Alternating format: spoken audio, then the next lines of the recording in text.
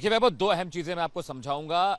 बालकनाथ को राजस्थान का योगी कहा जाता है। योगी आदित्यनाथ, योगी बालानाथ दोनों नाथ समुदाय से आते हैं। 6 साल की उम्र में उन्होंने चले गए थे, वो पूजा पाठ करना शुरू कर दिया था और उन्होंने जो नाथ समुदाय की प्रक्रिया उसको फॉलो करने लगे थे। एक बात मैं आपको और बताऊं, वो यादव जाति से आते हैं, फायर ब्रांड नेता है, हिंदुत्व की छवि में बिल्कुल फिट बैठते हैं। और आपने देखा होगा बीजेपी बार बार ये कहती है कि सबसे अधिक ओबीसी जो बड़े नेता हैं वो बीजेपी ने दिए हैं। 2024 के लिहाज से एक अहम बात ये होती है क्योंकि हिंदुत्व वाली छवि भी मजबूत हो जाएगी और ओबीसी जो वोट कैडर है उसको भी साथ दिया जाएगा। साथ ही साथ मैं बताऊं, बालकनाथ अगर मुख्यमंत्री बनते हैं वैभव, तो गुटबाजी वाला मामला खत्म हो जाएगा क्योंकि यादव समाज के लोग नगण्य हैं राजस्थान में। इसलिए बालकनाथ पर ज्यादा जोर दिया जा रहा है। दिल्ली बुलाने का मतलब है कहीं ना कहीं इस बारे में चर्चा होगी, बातचीत होगी और बालकनाथ की जो छवि रही है, जिस तरह से वो काम करते रहे, आपको याद होगा योगी आदित्यनाथ उनके नॉमिनेशन में आए, उनकी फाइलिंग में आए और उनकी रैलियों में भी वो शामिल हुए। इसलिए ये जो चेहरा है ये बहुत प्रोमिनेंट है। देखिए वैभव, दो अहम चीजें मैं आपको समझाऊंगा।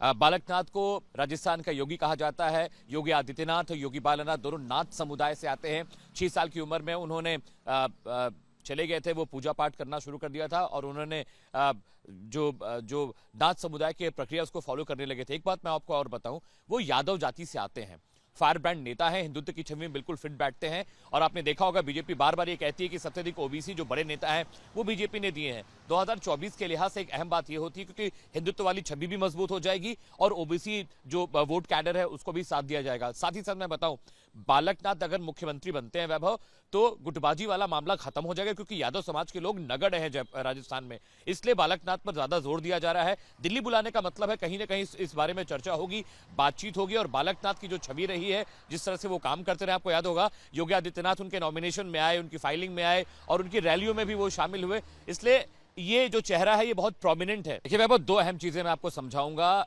बालकनाथ को राजस्थान का योगी कहा जाता है। योगी आदित्यनाथ, योगी बालानाथ दोनों नाथ समुदाय से आते हैं।